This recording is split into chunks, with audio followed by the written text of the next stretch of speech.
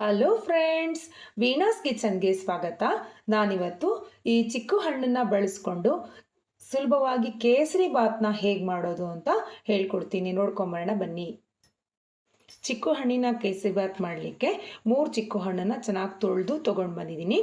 ಇದನ್ನು ಸಿಪ್ಪೆ ಮತ್ತು ಬೀಜ ಎಲ್ಲ ತೆಗೆದು ಚಿಕ್ಕದಾಗಿ ಕಟ್ ಮಾಡ್ಕೊಂಡು ತೊಗೊಂಬರೋಣ. ಚಿಕ್ಕು ಹಣ್ಣಿನ ಕೇಸರಿ ಬಾತ್ ಮಾಡಲಿಕ್ಕೆ ಚಿಕ್ಕು ಹಣ್ಣು ತೊಗೊಂಡು ಈ ಬೀಜ ಮತ್ತು ಸಿಪ್ಪೆನ ಎಲ್ಲ ತೆಕ್ಕೊಬೇಕು. ತೆಕ್ಕೊಂಡು ಚಿಕ್ಕದಾಗಿ ಕಟ್ ಮಾಡ್ಕೊಳ್ಳೋಣ. ಇದನ್ನು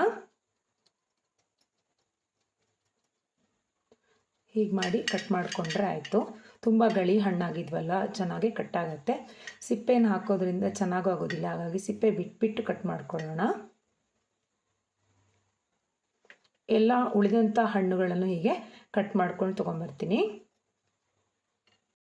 ಕೇಸರಿ ಬಾತ್ ಮಾಡಲಿಕ್ಕೆ 3 ಚಿಕ್ಕು ಹಣ್ಣನ್ನು ಚಿಕ್ಕದಾಗಿ ಕಟ್ ಮಾಡಿಕೊಂಡು ತೊಗೊಂಡು ಬಂದಿದ್ದೀನಿ.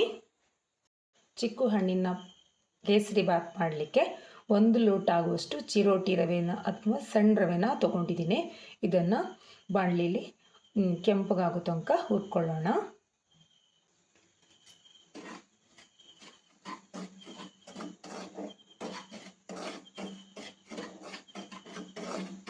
ರವೆ ಎಲ್ಲ ಚೆನ್ನಾಗಿ ಕೆಂಪಾಗಿ ಹುರ್ಕೊಂಡಾಗಿದೆ. ಇದನ್ನು ಒಂದು ಪ್ಲೇಟ್ಗೆ ತೆಕ್ಕೊಳ್ಳೋಣ. ಸ್ವಲ್ಪ ತುಪ್ಪ ಹಾಕ್ಕೊಂಡು ದ್ರಾಕ್ಷಿ ಗೋಡಂಬನ್ನು ಕೆಂಪಾಗೆ ಹುರ್ಕೊಳ್ಳೋಣ.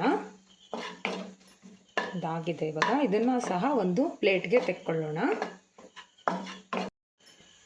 ನಾನು ಈ ಗ್ಲಾಸ್ನಲ್ಲಿ 1 ಗ್ಲಾಸ್ ಆಗುವಷ್ಟು ರವೆ ತೊಗೊಂಡಿದ್ದೆ. ಇವಾಗ ಈ ಗ್ಲಾಸ್ನಲ್ಲಿ 3 ಗ್ಲಾಸ್ ಆಗುವಷ್ಟು ನೀರನ್ನ ಹಾಕ್ಕೊಳ್ಳೋಣ.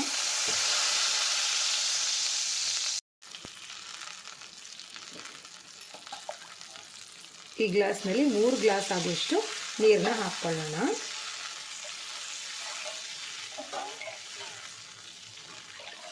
ಈ ನೀರು ಚೆನ್ನಾಗಿ ಕುದಿ ಬರಲಿ. ಇವಾಗ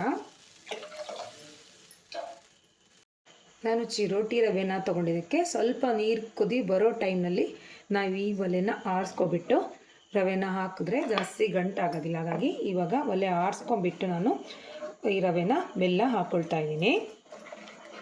ಈಗ ಮೆಲ್ಲ ಸ್ವಲ್ಪನೇ ರವೆನ ಹಾಕ್ಕೋಬೇಕು, ಇಲ್ಲಾಂದರೆ ಗಂಟಾಗುತ್ತೆ.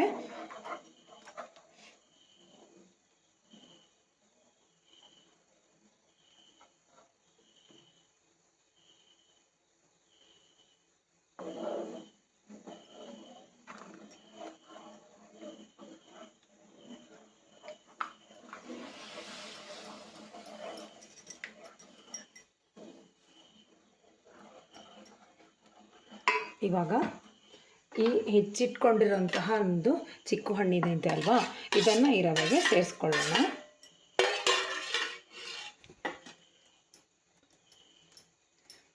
ರವೆ ಮತ್ತು ಚಿಕ್ಕು ಹಣ್ಣು ಚೆನ್ನಾಗಿ ಬೇಯಿಸ್ಕೋಬೇಕಾಗುತ್ತೆ. ಈಗ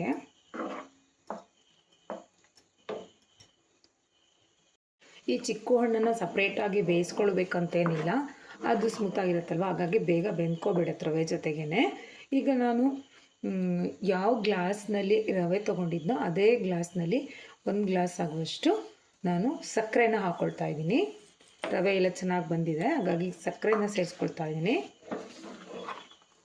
ನಾನು ಚಿಕ್ಕು ಹಣ್ಣಿನ ಕೇಸರಿ ಬಾತ್ ಆಗಿದ್ದರಿಂದ ಚಿಕ್ಕು ಹಣ್ಣಿನ ಫ್ಲೇವರ್ ಚೆನ್ನಾಗಿ ಬರಲಿ ಅಂತ ಹೇಳಿಬಿಟ್ಟು ಯಾವುದೇ ರೀತಿಯಂತಹ ಕೇಸರಿ ಬಾತಿನ ಕಲ್ಲರ್ ಆಗಲಿ ಏನು ಇದಕ್ಕೆ ಹಾಕ್ತಾ ಇಲ್ಲ. ಮತ್ತು ಈಗ ಸಕ್ಕರೆ ಮತ್ತು ಇದು ರವೆ ಎಲ್ಲ ಚೆನ್ನಾಗಿ ಕರಗಿದೆ ಅಲ್ವಾ ಸಕ್ಕರೆ ಇಲ್ಲ, ಇದಕ್ಕೀಗ 1-2 ಸ್ಪೂನ್ ಆಗೋಷ್ಟು ತುಪ್ಪನ ಹಾಕ್ಕೊಳ್ಳೋಣ.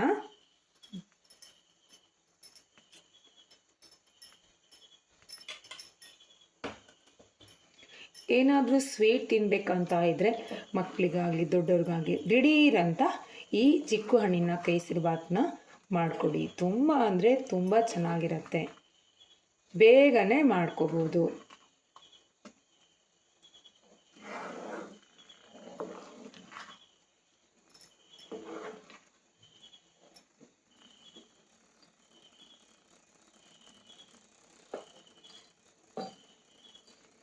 ಕೊನೆಯಲ್ಲಿ ನಾನು ಪುಡಿ ಮಾಡಿಟ್ಕೊಂಡಂತಹ ಏಲಕ್ಕಿ ಮತ್ತು ಲವಂಗದ ಪುಡಿಗಳನ್ನು ಇದಕ್ಕೆ ಕೇಸರಿ ಬಾತ್ಗೆ ಹಾಕ್ತಾಯಿದ್ದೀನಿ.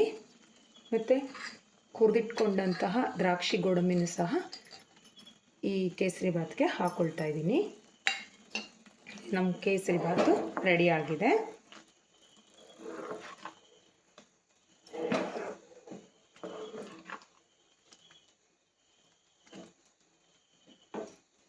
ನೋಡಿ, ನಮ್ಮ ಚಿಕ್ಕು ಹಣ್ಣಿನ ಕೇಸರಿ ಬಾತ್ ರೆಡಿಯಾಗಿದೆ. ಇದನ್ನು ಒಂದು ಬೌಲ್ಗೆ ಹಾಕ್ಕೊಳ್ಳೋಣ.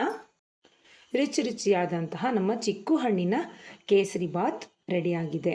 ಖಂಡಿತ ನೀವು ಸಹ ಒಮ್ಮೆ ಟ್ರೈ ಮಾಡಿ. ಈ ವಿಡಿಯೋ ನಿಮಗೆ ಇಷ್ಟವಾದಲ್ಲಿ ಲೈಕ್ ಮಾಡಿ, ಶೇರ್ ಮಾಡಿ ಹಾಗೂ ನನ್ನ ಚಾನಲನ್ನು ಸಬ್ಸ್ಕ್ರೈಬ್ ಆಗಿ. Thank you.